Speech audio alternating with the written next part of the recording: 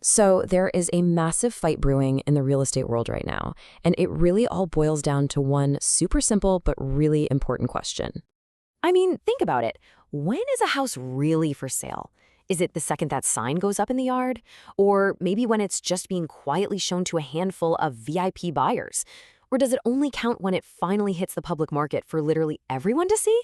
Well, the answer to that is at the very heart of this huge debate that's kind of splitting the industry right now. So, to really get what's happening here, we've got to look at the two main camps in this fight. And it's more than just business strategy, it's a total clash of philosophies on how homes should be bought and sold in the first place. All right, so on one side of the ring, you've got these private off-market listings. You can think of it like a VIP preview, you know? It's for a very select group of buyers. And for the seller, this promises discretion, maybe a quick, quiet sale with all the hassle. But then, on the other side, you've got the good old multiple listing service, the MLS. That's the one that just blasts a new listing out to every single agent and buyer all at once. The goal there? Maximum exposure. You're hoping to spark a bidding war. And you know what? This whole divide is being played out in real time by two of the biggest players in the game, the brokerage Compass and the industry veteran Howard Hanna. Now, Compass has pretty much built its entire brand on being the disruptor, the new kid on the block. Their CEO, Robert Refkin, he's been super vocal, really critical of the traditional system. He's basically painted the MLS and all of organized real estate as the bad guys, saying they're trying to shut down Compass's unique marketing strategy and get in the way of agents and their clients. Then you've got Howard Hanna, and they're taking a totally different approach. They're trying to find what they're calling a middle ground. So yeah, they agree that sellers absolutely need to have choices, but their whole public stance is crystal clear. They want to innovate, for sure, but they want to do it by working within the framework of the MLS, not by trying to tear the whole system down. Okay, so what does this middle ground actually look like? Let's break it down. We're going to put Howard Hanna's new program, which they're calling HannaList, right up against the Compass exclusives model that really kicked this whole debate into high gear. So HannaList, what is it? At its core, it's really a pre-marketing tool. It's designed to let sellers kind of test the waters, right? Get some early feedback, build up a little buzz for their property inside Howard Hanna's massive network of agents, all before it officially goes public. And here is where you see the huge difference. It's night and day. HannaList is built from the ground up to follow all the local MLS rules, including those strict time limits for listings. Compass Exclusives, on the other hand, is meant to operate completely outside of that system. So really, it just boils down to two totally different philosophies, collaboration versus disruption. The way it works is actually pretty smart. It's a strategic rollout. So step one, the listing gets shared internally with thousands of agents across more than 500 of their offices.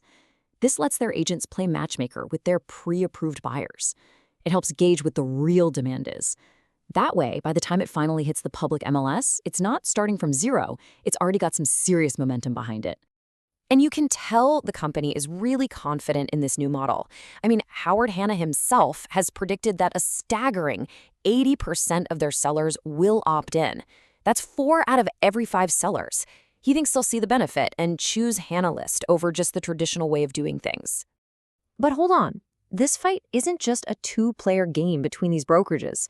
There's a massive wild card in the deck, a third player whose own rules could throw a wrench in everything. And that player is, of course, Zillow. So last year, Zillow rolled out this policy they said was meant to create a level playing field. And what it means basically is this. If a home is being marketed publicly anywhere else, say on a private brokerage website, but it isn't also on the MLS for everyone to see, Zillow can just refuse to show it on their site, period. And this isn't just some empty threat. This rule has real teeth. Zillow has already used it to block some of Compass's private listings from showing up on their site. And that move, it led Compass to file a full-blown lawsuit against them. So that brings us to the million-dollar question, right? Could HannaList, which is also a kind of pre-marketing, run into the exact same problem with Zillow? Is Howard Hanna about to walk right into the very same fight that Compass is already battling? Well, according to Hanna, he's not worried at all. He's making a big bet here. His bet is that because HannaList is specifically designed to work with the MLS and play by its rules, Zillow is going to have to be the one to back down and adjust its policies. He thinks it just wouldn't make sense for Zillow to pick a fight with the entire MLS system that his program is actually supporting. So this all brings us to the big takeaway here. When you zoom out, what does this whole strategy really mean for the future of real estate? Well, we're already seeing some key industry partners signal their support. For instance, the CEO of MLS Now, that's a major MLS in Ohio, he came out and publicly endorsed Hanna's approach. He praised it as a great example of how you can innovate while still respecting the established rules and making sure everything is transparent for the consumer.